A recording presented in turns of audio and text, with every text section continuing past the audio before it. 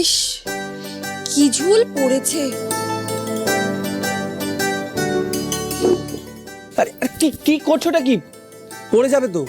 আরে কিচ্ছু হবে না, আমি এসব ব্যাপারে এক্সপার্ট। তুমি কি ব্যাপারে এক্সপার্ট না বলো তো? আজ যেভাবে তুমি হিমাদি গুপ্তর বিরুদ্ধে আশেপাশের দোকানে সবাইকে নিয়ে বিপ্লব ঘটালে, এটা কতজন পারে? Thank you.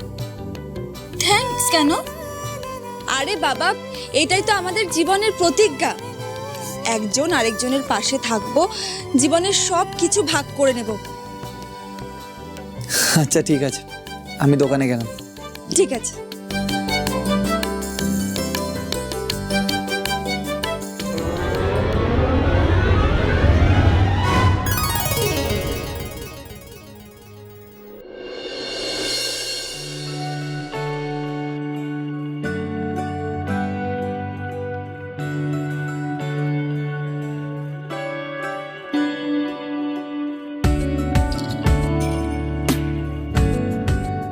আমি ধরে নিয়েছি, এবার তো চোখ খোলো।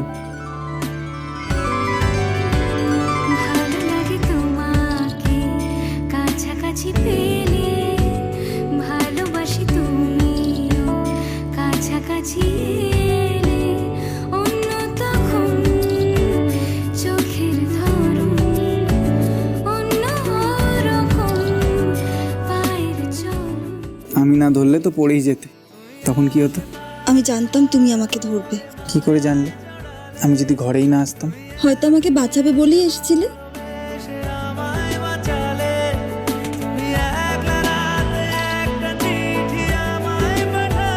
ভালো লাগে তোমাকে কাছাকাছি পেলে, ভালোবাসি তুমিও কাছাকাছি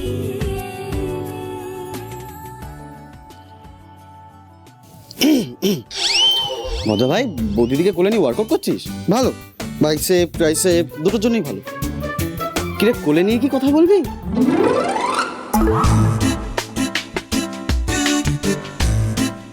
আমি না দোকানে গেলাম, আর তুমি দয়া করে আর এইসব ঝুলটুল পরিষ্কার করতে যাও না, আমি এসে করে দেবো। বলছিলাম যে রুমালটা নিয়ে যাও। এই নাও।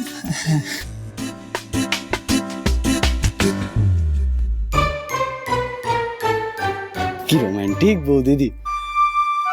আবার ফাজলামো? দাঁড়া, তোর বিয়েটা হোক, আমি দেখবো তুই কি করিস। নো ওয়ে, আমি বিএফএ করতে পারবো না। কেন? কারণ তোমার মতন মেয়ে তো লাগে একখানা মেলে।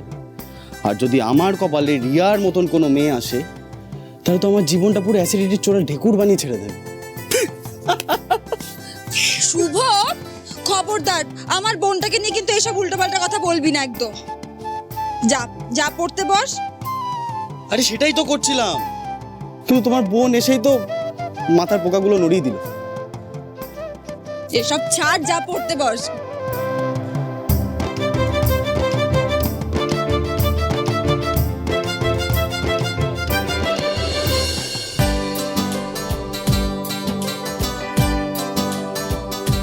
প্লিজ আর করতে যেও না, বর্দাবাই নেই যে তোমাকে ক্যাচ করবে। শুভ, দাঁড়া দাঁড়া, তোকে দেখাচ্ছি।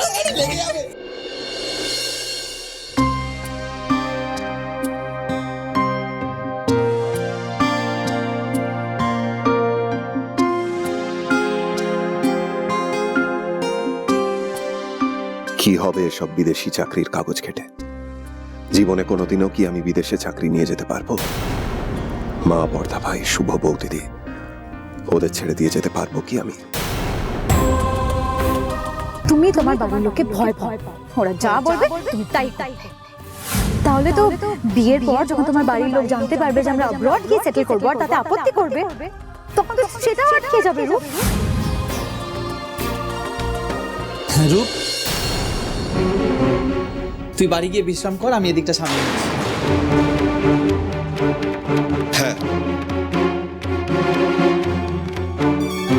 আসছি।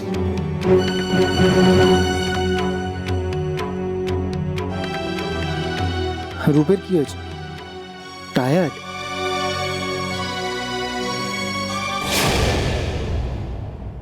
বোধায়ন,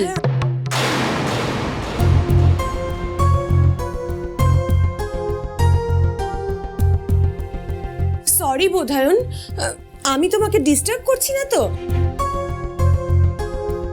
রোহিণী এখানে এসেছে কেন? কি হলো বোধায়ন, কিছু বলছো না? আমি আসলে ওই রিয়ার খোঁজ নিতে। রিয়া ঠিক আছে তো? তুমি তো এটা রিয়াকে ফোন করেই জানতে পারতে।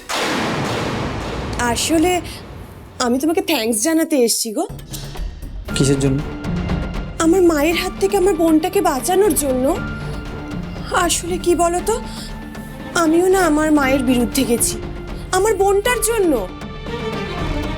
যখন শুনলাম ও তোমাদের বাড়িতে আছে, সেফ আছে, তখন আমার মনটা একদম ভালো হয়ে গেল।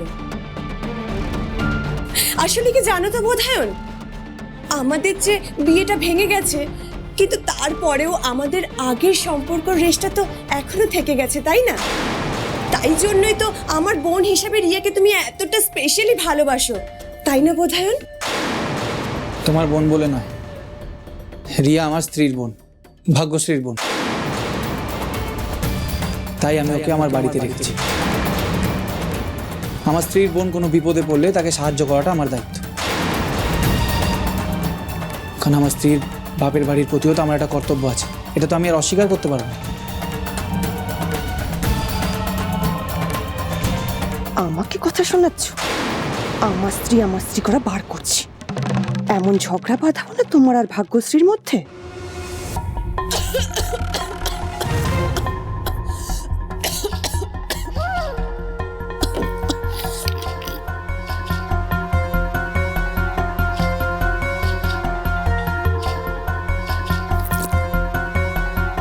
এ বাবা, ইস, বোধায়ন গায়ে জল পড়ে গেল। তোমার কাছে একটা রুমাল আছে গো? কি অবস্থা!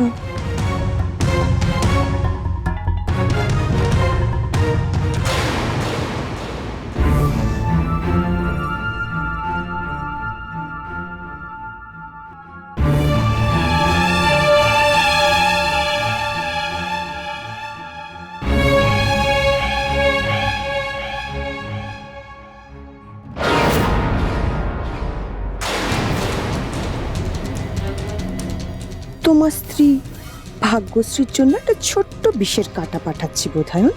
এই বিষের কাঁটার খোঁচায় শরীর নয়, মনটা অবিশ্বাসের বিষে নীল হয়ে যাবে।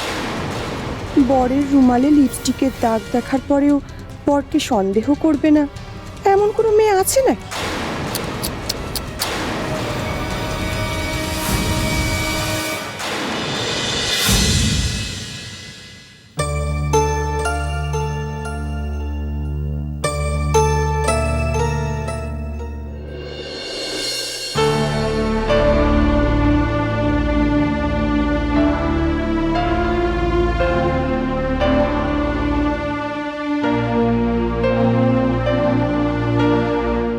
রূপ, চা খাবি?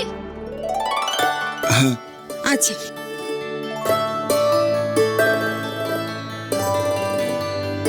আমি রূপদার জন্য চা বানিয়ে নি। চল।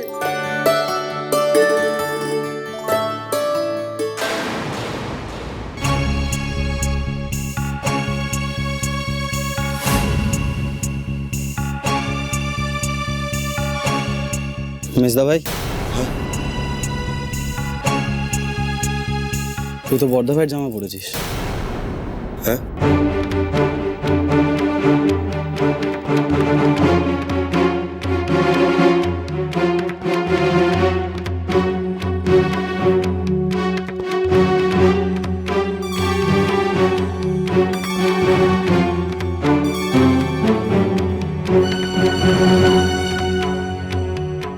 মেজদা ভাই, হ্যাঁ, তুই কি আবার বাইরে চলে যাওয়ার প্ল্যান করছিস? মনে নেই আমরা 3 ভাই মিলে মায়ের সামনে কি প্রতিজ্ঞা করেছিলাম?